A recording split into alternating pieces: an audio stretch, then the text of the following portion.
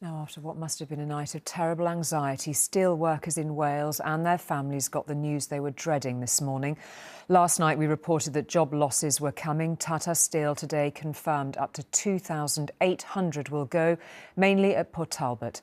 The changes mean the company's future will be greener. It is the future of the community itself, though, which is of gravest concern to those who live there. On a freezing cold day, the long-dreaded confirmation that both of Port Talbot's blast furnaces are to close felt particularly bitter. The first blast furnace would close around mid-2024. Though anticipated, the official notice was tough to read. For young workers like Taylor, it feels like his future is being snatched away. It's all I've known since I left school. It's been my job ever since. A lot of people my age would be trying to save for a house, and obviously with the news now, it's really disappointing because it's hard. It's going to be hard to find a job as well. With the amount of job losses, there's going to be a lot of competition in other areas.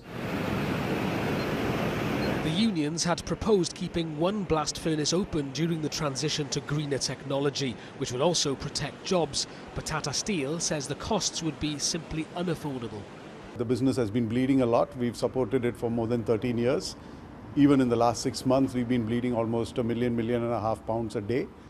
As well as the jobs lost directly at the plant, there's grave concern in the wider supply chain. It's claimed the steelworks supports up to 10,000 other full-time jobs. So many of the steelworkers we've spoken with have explained to us that steel is part of Port Talbot's DNA. But of course it's about money too. One recent study estimated that through direct and indirect employment, the steelworks put £200 million every year into the local economy just in salaries.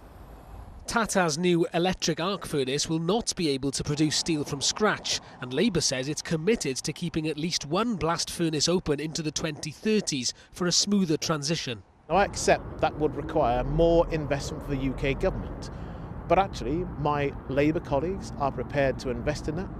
But the Prime Minister says the government has saved thousands of jobs. The alternative, by the way, was that the entire plant would be closed and all 8,000 jobs would be lost. But the government worked with the company, provided £500 million. The company is investing more money in order to safeguard thousands of jobs. On an already struggling high street, many told us they're worried the town won't survive job losses of this scale. And whatever the implication for the UK's strategic interests, the fear in Port Talbot is that this is the beginning of the end of its status as a steel town. Rhys Williams, News at 10, Port Talbot.